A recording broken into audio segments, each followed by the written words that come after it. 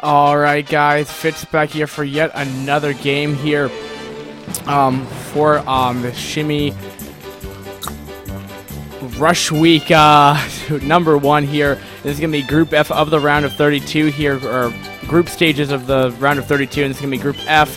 Match number 2, and spawning here on the top right hand corner, it will be Essbee. I've seen this guy very active on Team Liquid and around the forum posts. And his opponent will be Kororo. I don't know much about him, but let's hope he shows his top game here. If I just slash stats both these players here for half a second here, let me see here. Slash stats Kororo. He's a C- 1v1 player according to iCup standards. Now, let me go figure what slash statsing Essbee is going to be.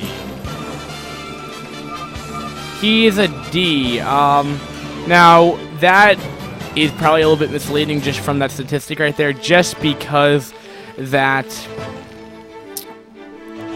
he may not be as active on iCup, and these, I believe, all these games are supposed to be played on iCup, but if there is lag or something along those lines, it can be played on additional servers. So he may just be, you know, active on Fish or something like that. But I know he's a very high community member here. But Kororo is just going to be going for what appears to be a 9 pool of speed, which is, I mean, definitely cheesy, and I'm not really quite sure if it's going to work in this scenario, just because Essbee's, I think that's tight.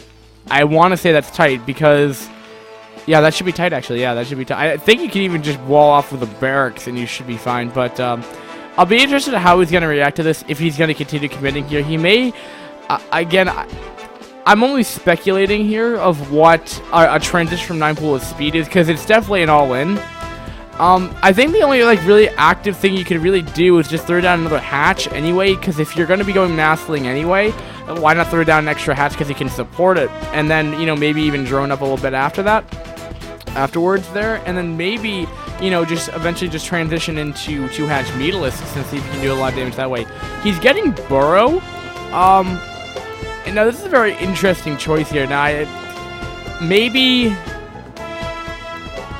well, it can definitely, you know, make stuff really annoying. I mean, eventually if he could just push out here, but that's a really fast burrow right there.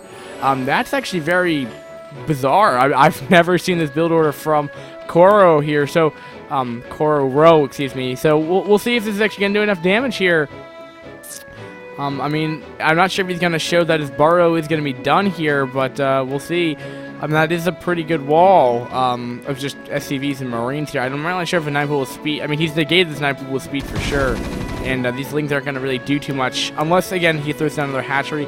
Looks like he's going to put down this Expo here. Now, again, that could just be purely to eventually transition to 2-hatch meatalisks. I think I've seen that once or twice is why I think it's in my head.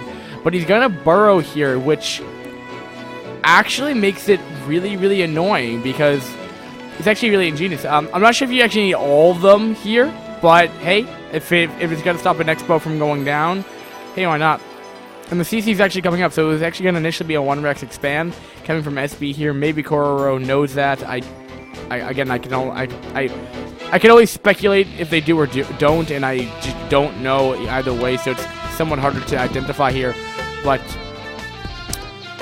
you know, I'm not sure if he knows that he has burrow here, so it's actually making it really annoying, so he's probably going to have to put down a quick academy. I guess not. And the other thing, though, is to get a comp set, you need both minerals and gas, so, you know, it's actually a very smart play to go these super fast lings, I guess. I'm not even sure if he got speed. Yeah, so he actually went, yeah, it looks like it actually might be 2-hatch meatless. It may even be lurkers, too, but that would probably be where the Hydrodine would go down soon. But, hey, anyway. So these lings are actually just going to kill off these Essbee's SCV right there. Fun stuff right there. So he's pushing out with Marines here, but he can't put down the Expo yet. And I'm not quite sure if Essbee actually knows about this. So this actually really affects any kind of build order Essbee was actually initially going for. Because now any kind of, like, you know, 6 barracks with +1 with other things that, you know, comes with a, you know, a second Expo here, it just delays that so significantly. So I actually really like this play by Kororo right here. Now, I don't know if he's... Well, I mean, this is, like, awesome what he's doing right here. I really like it. And, yeah, he's just long distance mining here. Yeah. And they're all stacked, which is actually kind of funny. But, yeah, he has no way to find this out yet. And eBay's going down. Okay, there goes that. I guess the other way to deal with this is also put down eBay and turrets here. The lings are just he's just gonna go for it. As he's just long distance mining right now. But other than enough lings right here, Kororo is doing a good amount of damage here, guys. And is he just gonna be able to do? He's done a good amount of damage. He's cleaned up every single marine left. He's gonna burrow. He may even just lift off soon, or unburrow once those SBs go away. And that's exactly what he's gonna be doing here. A phenomenal play with the burrow play here by Essbee. I mean, Kororo here. So you know, Essbee's definitely having a little bit difficulty dealing with this because you don't normally deal with this as a Terran player. There goes down the Spire for 2-hatch meatless coming out. It may actually be, you know, this is gonna be definitely a 2-hatch meatless push. Now, this timing's probably gonna be around 6:45, 6:30. Putting this in perspective here, a 2-hatch meatless push normally hits around 6 minutes, like the meatless would already be out. And now, and a 3-hatch meatless push would normally hit around 7 minutes around the leagues that I cast. So that being said, you know, it's going to be very interesting. Pretty much what it means that he's delayed, but delayed in such a way that he's delayed Essbee quite substantially. I mean, if you're realizing there's only one turret up, and that was just purely because there was, you know, lings burrowed here. He didn't leave one static one just under that CC just to burrow there. But meatless are coming out here now. There's without any kind of large, you know, marine numbers. Essbee's going to be in not a good position right here. And he's getting up his +1 attack at least, which is absolutely fantastic. But I'm just not quite sure if he's going to have the ability to really defend this well, because he's just delayed. He's killed off such a big army of Essbee here, and he's just going to be able to go right there, and yeah. You just asked to computer something. Okay, so yeah, so it's actually not bad meatless control right here for the C-1v1 player here from Kororo here. And he's going to go in the natural. He's going to kill off he's going to instantly kill off any kind of turrets that are played here. And I remember there is this ridge here. And, you know, when BMW did say here is that you did have that ridge available. It can still... Essbee doesn't have the Marines, doesn't have enough of Marines to actually put them behind here to actually do some more damage.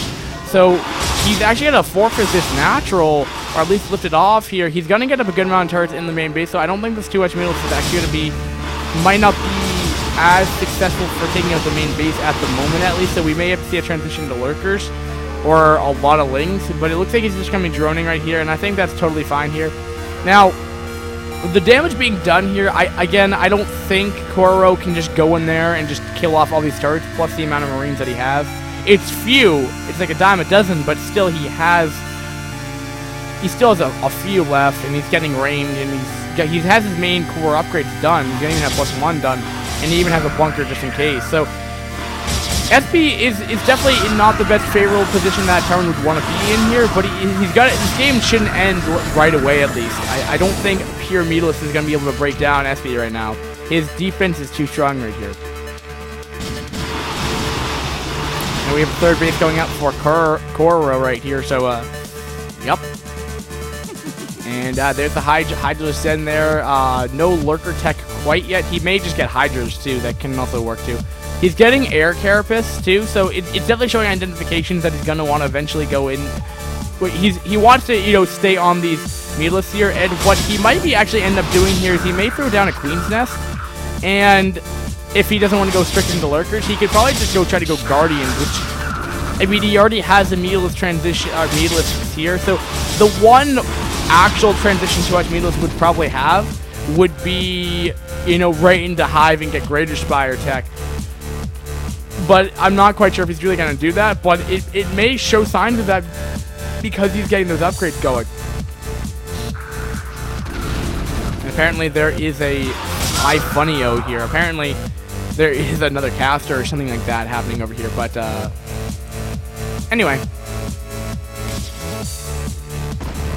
good amount of stuff going down, good amount of Marines just being a little bit active, stuff like that. Lurker Tech's coming up.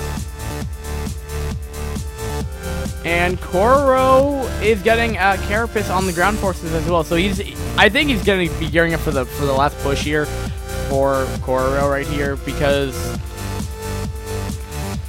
what he's now, remember guys, Kororo, I mean, Essbee's been off of just pure factory tech this entire time, and they're not losing those meatless is going to help keep Kororo's lead here. And he's even still borrowing the Lings down there as well to stall that base for even longer. Remember that, like, this consistent aggression borrow play by Kororo here, I don't really know how to describe it very well, has really left Essbee not, again, a favorable position. He doesn't have a starport tech out, just putting it down, and he's just getting his machine shop, so he's not really going to be able to break out of this contain until probably another minute and a half from now, until, you know, a tank's out and siege tech's gone, and that's probably going to want to wait till 2 tanks are done to eventually kill the rest of this push out.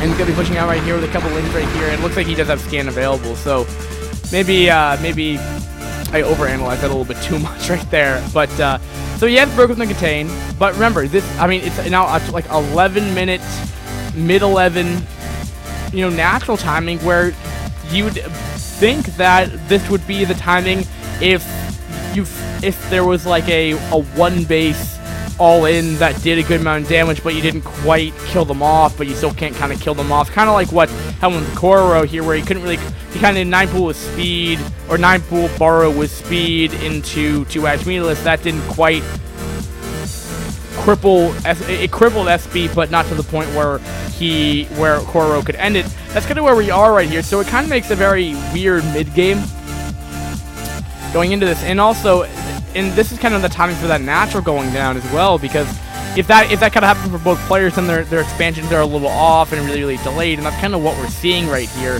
And he's just starting to get the control tower. That's probably going to be for Science Vessels. It may be for drops too, because Essbee needs to do some kind of like harassment to really get himself back in this game right here. Kororo isn't really off like an insane amount of bases right now. He's only off of 3. Where he might be able to be off of 4, where his positioning could have potentially allowed him to get to. But either way, Essbee's gonna want to take out an expansion just to help him stay in this game, because I think the longer this game might go on for, the longer Kororo will be available to just overwhelm his opponent here. And there's the hive. We're not seeing a greater spire for potential guardians. And no, like, hive tech done yet. Like, no defiler round. We have a Ling run by in the natural expansion of Essbee here. So, he's not looking great right now. He still has a, you know, a fairly good meatless count right here. Let me just double check that meatless numbers right here. He has 5 meatless in that flock in total right here. But this run by is going to be annoying. He's not going for the mineral line here, which is something that I'd like him to do. But he's just going to forfeit all these meatless right here. Now, that might just be because of just not paying attention. Could be, you know, he actually wanted to do that because he wanted to free up supply. I think it might have just been because his APM was utilized somewhere else, because there would be no reason to forfeit those meatlisks right now. So now it looks like we're starting to get more of a standard game here from Kororo here. He's still utilizing those borrowed Lings though, which I really, really like.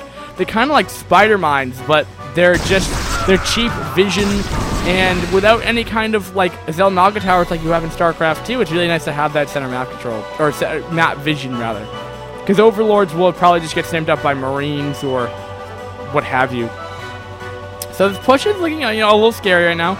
With a good lurker, with a good lurker, you know, positioning here, he'll be okay, and he's gonna have a high ground for the ridge right here, but it looks like he's gonna forfeit the high ground to save them. So I think Kororo hasn't really been able to find a way to. He crippled Essbee in my opinion. He just didn't have an answer. It kind of took him a while to really get the amount of things he really needed to do, and these lurkers are going to be going in here. It looks like how much damage is going to be done here. Not too much damage being done right there, but again, kind of showing the time it takes to recover from a 2-Ash Mutalisk. It just takes a long time. And not to mention, Kororo has been teching like a fiend right now. He's starting to get Defiler tech. He's getting Consume up. He's getting, I believe he's been getting double upgrades as well. So Kororo could have potentially, maybe he could have gone, instead of going all these upgrades, could have just gone a lot of lurkers really quickly. And then to try to barrel his way into the natural, that might have been game-changing up to that point. Because remember, that factory tech and siege check was probably done this game around 12 minutes and 30 seconds. So, I mean, if this push, initially came, a solid 2 minutes earlier, he might have been able to just quickly win this game. But it looks like things are just starting to stabilize at this point for Essbee. So, not to see a macro game going down for once for the round of 32 for this tour at least. He's got to snipe off a couple wins right here. So, yeah, nice little victory for Essbee right here. I can't believe I'm continuing to struggle to figure out what these things are called right here. Now, these lurkers are actually really far away, but it's going enough to get up a Dark Swarm to cover pretty much all of them. I even think it might even get the northernmost tip one as well. So, this Dark Swarm, though, is going to be very annoying because there isn't that many Science Vessels out. There's only 2. And yeah, so there's a good amount of lurkers out. But generally speaking, though, he's got to be irradiating those Defilers, though, to stop any more Dark Swarm coming out. And really, is he going to be able to get another one? Yes, he will. And look at that. He's going to be able to potentially send up a tank or 2 right here. So that's always nice to have here. And by the way, we did have an expansion up here on the top left for Kororo right here. We did have a third base that isn't quite operational yet for Essbee right here. Kororo just doesn't really have a high Ling count, which is probably the reason why this push, in my opinion, isn't as strong as it could be. Now, I think it's doing a great ton of damage here, but without Defiler support, these lurkers really aren't going to have much to really go with. It's kind of like being Terran, where you just have pure tank, but it kind of stinks against, other units because you have nothing really to buffer the damage or close the distance between the tanks and the other units that you're fighting. So, anyway, so they're going to be going the natural here. I like this play right here. He's got to stop the natural from mining, which is, again, one of probably 2 bases I'd say up to this point here because there's only 1 SCV mining right here. They're doing too much. And surprisingly, Essbee's having a difficult time engaging this, even with only 1 Dark Swarm available. So, that being said, it looks like he's just going to go for a counter push here. We have a couple more Lings coming here, try to just do some damage, or on move command. It's just a little out of position here, a little misrally right there. We do have 2 0 Ultralisks out right now. No upgrades from the Ultra Cavern out quite yet, but this will definitely do a lot of damage here. Remember, he's in the production of Essbee here. There's really nothing else for him to be able to reinforce here. He's going to try to get out a tank here, but there Essbee's just going to GG, because right at this engagement, he sees that there's so many Ultras out. So, that game, very, very entertaining for sure. I think just Essbee could have potentially just ended the game. Kororo could have ended the game a little bit faster, but he decided to play a little bit more safer and just get a little bit more tech, which is absolutely fine. And he got the win that he deserved for going his creative play, in my opinion. So, guys, great game by both players here. So, I will give the win to Kororo here, and we'll see if Essbee can make a pretty good comeback here, because Essbee, man, he had a strong fight. He got up his natural, but he was crippled. At least he tried to still play in this game, guys. Thanks for watching again. iCup StarCraft TV. Fitz signing out, and have a great day, guys. And I'll be back for game number 2 very shortly. Peace, guys.